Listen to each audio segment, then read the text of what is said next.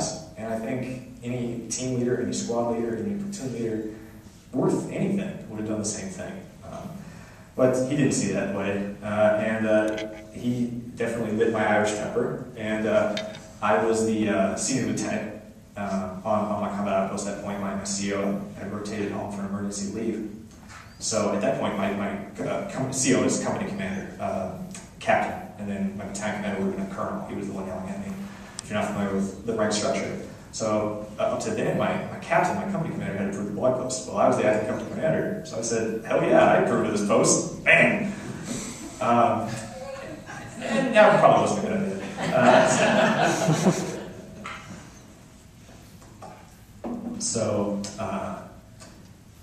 Yeah, I got in trouble for that.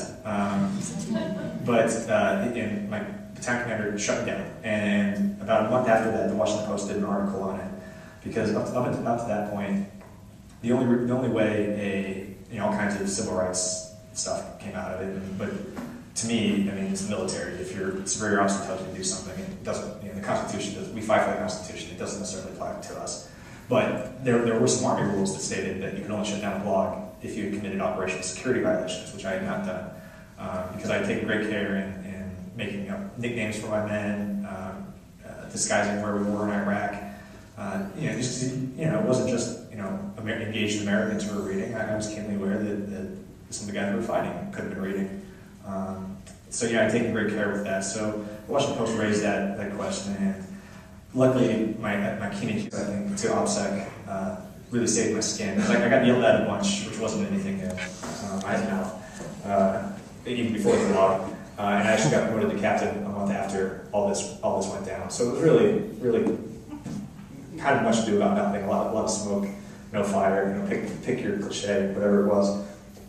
But because of the Washington Post article, all of a sudden, the New York literary people were drawing attention to the blog, and a number of publishing houses and literary agents contacted me and asked me if I wanted to do a book. And I was like, sure, yeah, that's cool. But I have 9 more months in Iraq, and that's kind of more important. Can I wait? And DeCapo and said, yeah, no problem. So it was cool. I had a book deal, but I still had 9 months in Iraq, so survival was really kind of my number one priority, and getting my guys home still. It was still kind of a silly distraction. It really had to hit home. I'm often asked, oh, that must have been such an exciting moment. It really wasn't, because I was like, that's really a long way away. I'm still not sleeping more than 3 hours a day. It's 120 degrees outside. It was just, it felt very surreal. It took a while to sink in until I certainly got home. So when I did finally get home, 9 months later, this was end of February 2009, just over a year ago, back to Hawaii, and I was getting out of the Army. So they basically told me, show up at 6:30 in the morning. We don't care what you do with your day, just don't get too drunk when we see you at 6:30 in the morning, and you're good. So I had 4 months getting paid, and I wrote the book. My little brother graduated college, so he moved out with me for 2 months and made sure I was still eating and occasionally getting outside to see the sun, and did my laundry, and it was I was the typical writer, passed out in my boxers with the laptop. It was good because it was so fresh, it was still there, and some of the stuff I wrote was really good, and some of it was just me rambling and raving about channeling my experiences, and frankly, there's probably still a little bit of that in the book, but I'd like to think that's what makes it honest. But it was a very cathartic experience for me, being able to have the time right after we got back to be able to do that. Now, as for the book itself, what it is, it's much like counterinsurgency itself. It's not a prototypical shoot 'em up war story. There's no Audie Murphys in here at all. It's just about the slow, messy grind that is day-to-day life in coin for an average combat arms platoon. To borrow an old statement about war, it's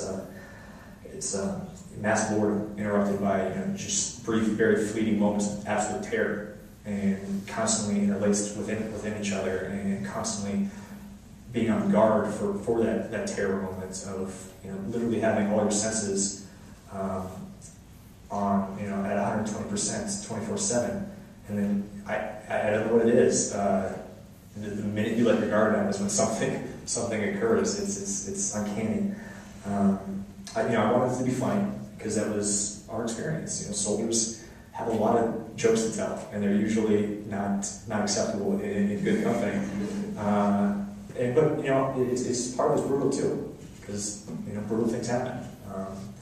So that juxtaposition is very stark and can be unsettling, I think, for readers maybe not familiar with the military life or military literature, but it's just how it is, and that's all I wanted to tell, was just how it was. As for the voice, it's first-person narrative throughout, of course, but it has two primary writing styles, hyperrealism and the stream of consciousness. And I think they're both very reflective of the deployment experience itself. And the hyperrealism comes in because it comes into play when you're actually out of the wire on a mission. You're very detached from the experience. You have to be. You almost feel like you're watching yourself, running through the streets of Baghdad, because if you really got caught up in the severity of what was occurring, you'd stop and be like, oh my God, what am I doing here? You almost rely on the sheer act of momentum to kind of carry you through and to get you through day-to-day experience. The stream of consciousness comes in, though. I mean, anyone who's employed can attest to this. You have a lot of time to think over there. Way too much time to think of what's going on back home. Too much about what's going on back home. What you're doing there in the first place. Things out of your control. Even though you're on the tactical level and that's all you can affect, it's inevitable. You start to wonder about the big picture, and you wonder if you can actually, how you're actually doing. There's that slight bit of insanity that you get to. I mean, the only place you can literally be alone on those outposts is the portage on. And that's a part of the book, just going there to escape it all. And you're mumbling to yourself, you're talking to yourself, and you're like, I am certified. You have that moment of clarity. You're like, I've lost it. I'm seriously insane. So there are two very different voices, and the stream of consciousness has been the most hit or miss. Frankly, in terms of the criticism I've received, both for and against. Fuck it. It's it. I told you it was gonna happen. It was honest, and it had to be included, because you reach that point. You just reach that point. I had to include it. It's broken into 5 sections, each approximately about 3 months. The first 3 sections are my time as a scout platoon leader with the 214 Cavalry, and then the last 2 sections I switched over to be a targeting officer with the 127 Infantry, which was a really cool experience. It happened after the blog got shut down, so people are probably less familiar with that aspect, but it was a great opportunity for me to take a slight step back from being a platoon leader and being so involved with the mission and my guys.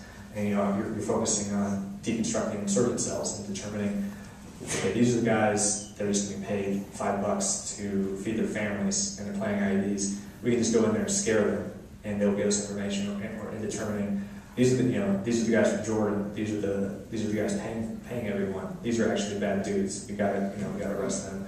But I'm still out there on the ground, and I could go on the missions with the platoons as I saw fit. It was a great experience for me to get a little more objectivity to what was going on, but still be out there with the soldiers on missions. I'll admit, the weakness, you're not going to find any kind of clarity into the whys of Iraq in this book. It is strictly a tactical leader's perspective. Narrow telescopes into the microcosms that I experienced. If you're looking for a grander vision, I'd recommend Tom Rix's Fiasco and Tom Rix's his sequel, Gallagher, which covers General Petraeus' shift to counterinsurgency. At the same time, I think that's one of the strengths of the book as well. I think it fills a very important role in military literature. There aren't too many first-hand accounts of life as a counterinsurgency leader. I did my best to read up before we deployed and stuff, and I found a lot of great books, but there weren't too many from a first-hand perspective of guys just on the ground.